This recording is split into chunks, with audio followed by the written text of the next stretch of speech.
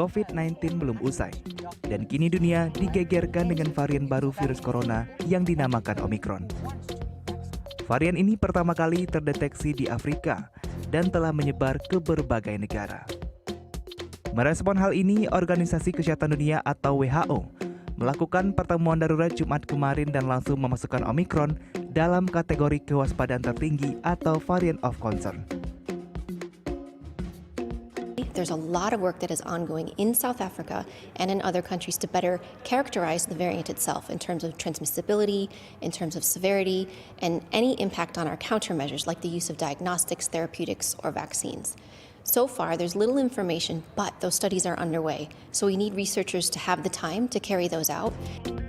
Kategori yang diberikan WHO bukan tanpa dasar. Setidaknya ada beberapa pola temuan Omicron yang menjadi perhatian serius. Pertama, Omicron memiliki mutasi tinggi. Saat ini sebanyak 50 mutasi berdasarkan data Kemenkes. Ini merupakan yang terburuk yang pernah teridentifikasi pada varian Alpha, Beta, Delta, dan Gamma. WHO juga menyebutkan adanya temuan reinfeksi pasien yang sebelumnya pernah terpapar COVID-19.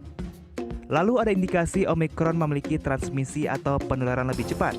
Hal ini dilihat dari lonjakan jumlah infeksi di negara yang telah melaporkan temuan Omicron. Direktur Lembaga Biomolekuler Eijkman Amin Subandrio mengatakan, karakteristik tersebut masih bersifat prediksi, karena sampai saat ini hasil penelitian ilmiah tentang Omicron masih sangat terbatas. Masyarakat diminta tak perlu panik sembari menerapkan kewaspadaan umum. Artinya di luar sana kan kita nggak tahu, kita berhadapan dengan varian yang mana.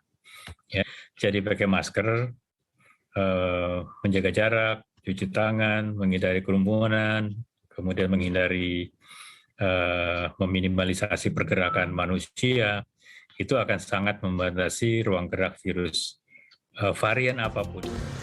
Hingga Minggu sudah ada 9 negara melaporkan adanya temuan varian Omicron. Selain itu, ada 4 negara lainnya masih proses penelitian. Reza Ramadan, Endra Rizaldi, Jakarta.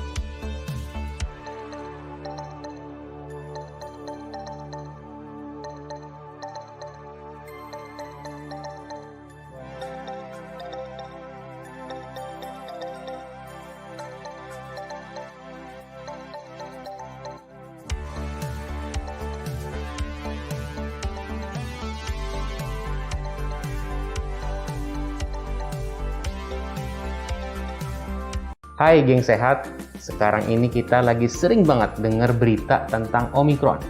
Sebetulnya apa sih itu varian Omicron dan apa bahayanya? Bersama saya, Dr. Dirga Saktirambe, spesialis penyakit dalam, kita akan membahasnya. Jangan lupa untuk subscribe dan tekan tombol lonceng.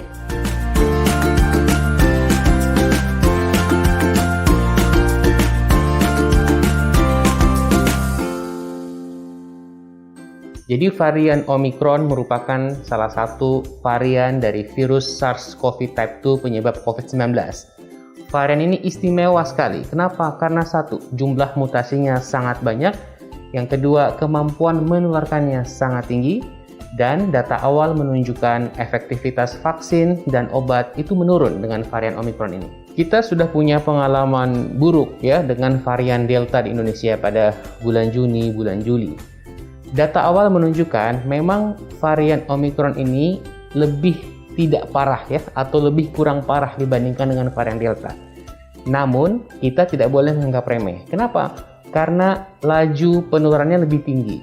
Artinya walaupun mungkin tidak separah dengan Delta, tapi kalau yang kena ini orangnya banyak sekali, apalagi ada lansia, ada orang komorbid, belum divaksinasi, tentu juga bisa menyebabkan kematian dan rumah sakit kita akan penuh seperti bulan Juni-Juli kemarin.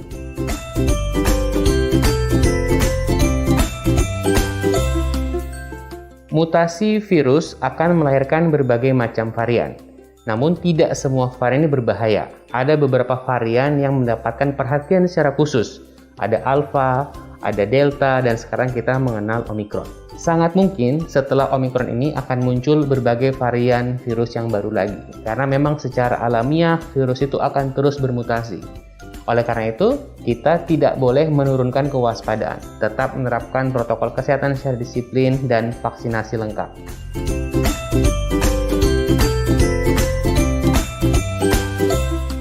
Secara alamiah, virus itu pasti akan bermutasi. Setiap kali virus menginfeksi orang yang baru, manusia yang baru, maka ia akan bermutasi. Oleh karena itu, untuk mencegah mutasi adalah dengan cara mencegah penularan dari orang ke orang.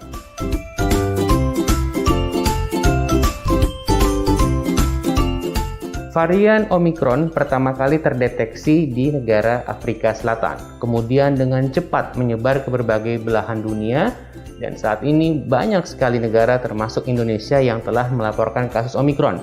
Ini terjadi karena mobilitas penduduk dunia sangat tinggi.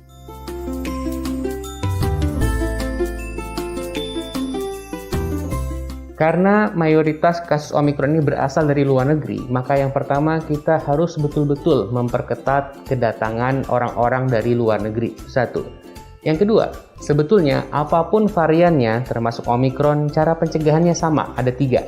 Yang pertama, dari dalam tubuh untuk menjaga daya tahan tubuh. Kita pola hidup sehat. Yang kedua, disiplin menerapkan protokol kesehatan, terutama menggunakan masker. Dan yang ketiga, vaksinasi lengkap agar kita mendapatkan perlindungan ekstra.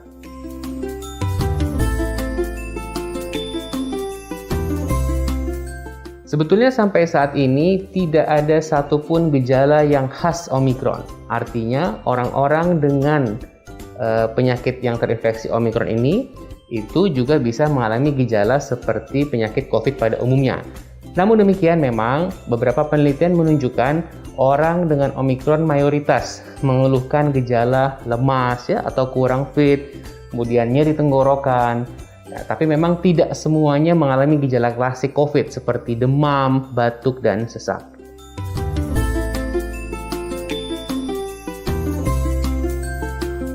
Jadi orang yang pernah mengalami sakit COVID-19 itu bisa mengalami sakit lagi, infeksi lagi, disebut sebagai reinfeksi.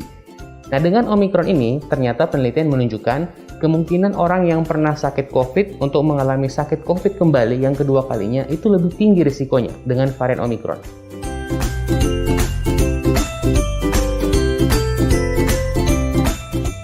Pada prinsipnya varian Omicron bisa menginfeksi siapa saja. Ya. Tapi memang ada yang disebut dengan kelompok yang rentan. Artinya kalau mereka ini kena varian Omicron, maka risiko untuk mengalami COVID yang berat lebih tinggi. Siapa itu? 1. Orang-orang lansia di atas 60 tahun. Yang kedua, orang dengan berbagai penyakit komorbid, sakit gula, sakit jantung, sakit ginjal. Yang ketiga, orang-orang yang belum divaksinasi termasuk anak-anak.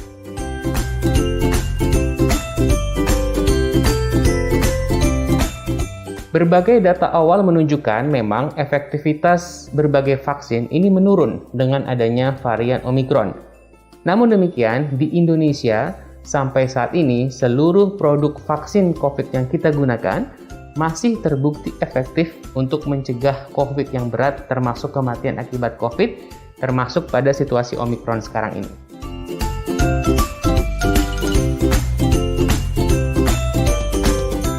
Kita sudah menjalani pandemi selama 2 tahun. Mungkin kita semua sekarang merasa lelah, disiplin untuk protokol kesehatan menjadi longgar. Nah, ini kita harus saling mengingatkan, karena bagaimanapun pandemi belum usai. Sekarang memang situasi pandemi sedang relatif terkendali di Indonesia. Namun kita menghadapi ancaman Omikron. Oleh karena itu kita harus saling mengingatkan ya. Tadi 2 hal. 1, disiplin protokol kesehatan, terutama masker. Dan yang kedua, vaksinasi lengkap.